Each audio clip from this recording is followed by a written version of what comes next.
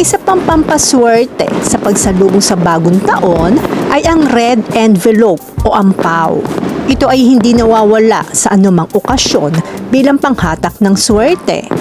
Narito ang ilang paraan kung paano gamitin ang pulang sobre sa pagsalubong ng bagong taon.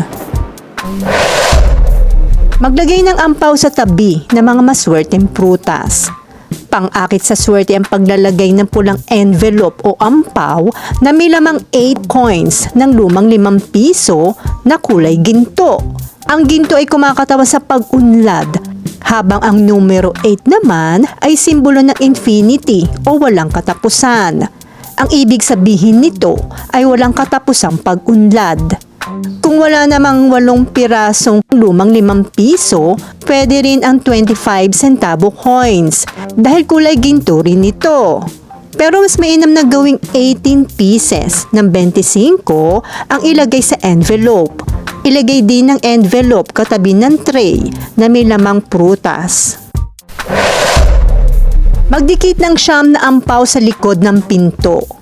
Magdikit ng siyam na ampaw sa likod ng iyong main door na nakadiamond na pattern ang pagkakadikit ng mga ampaw.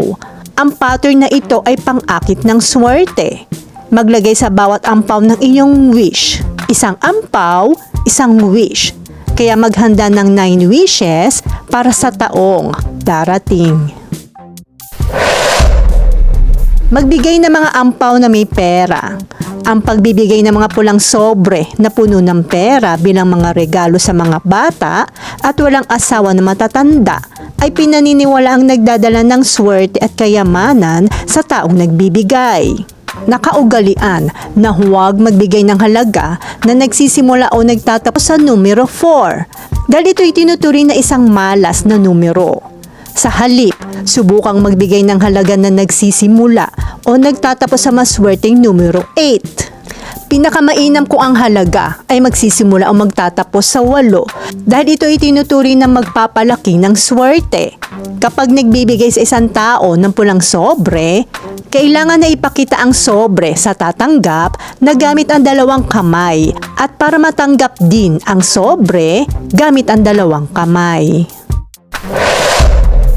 Maglagay ng ampaw sa prosperity bowl.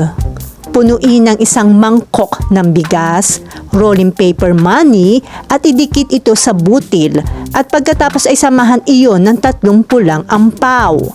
Ang pulang kulay na ampaw ay magsisilbing pang-akit ng swerte. Ang pagsasama ng mga pulang sobre sa prosperity bowl ay isang pagtango sa tradisyong ito at nagpapahiwatig ng mga pagpapala sa pananalapi at mabuting hangarin. Ang unang red envelope ay maaaring lagyan ng pera na nagkakalaga ng 168 o 999. Ang ibig sabihin ng halagang 168 ay fortune all the way.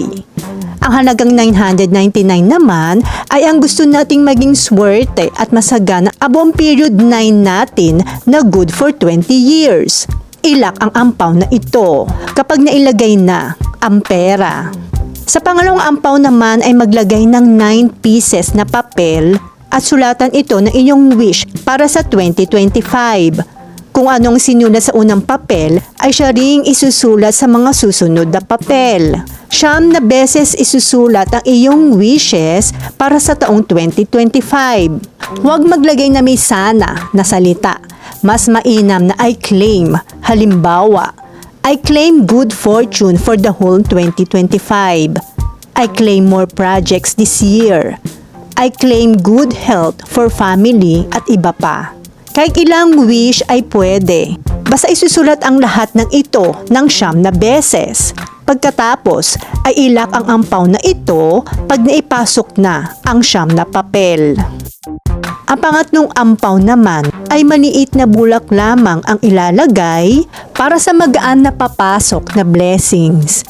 Ito ay senyalis natin sa universe at cosmic alignment na handa na tayong tumanggap ng blessings o mga biyaya sa 2025. Hindi ito ilalak.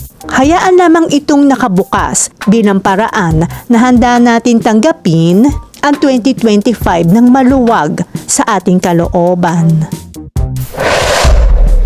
Yakapin natin na magandang tradisyon na ito tungkol sa red envelope o ampaw bilang paalala ng potensyal para sa kayamanan at kasaganaan sa darating na taon. Wala namang mawawala kung ating gagawin at tanggapin ang mga hamon ng taon. Lagi nating tandaan na nasa ating kamay pa rin ang ikauunlad ng ating kinabukasan.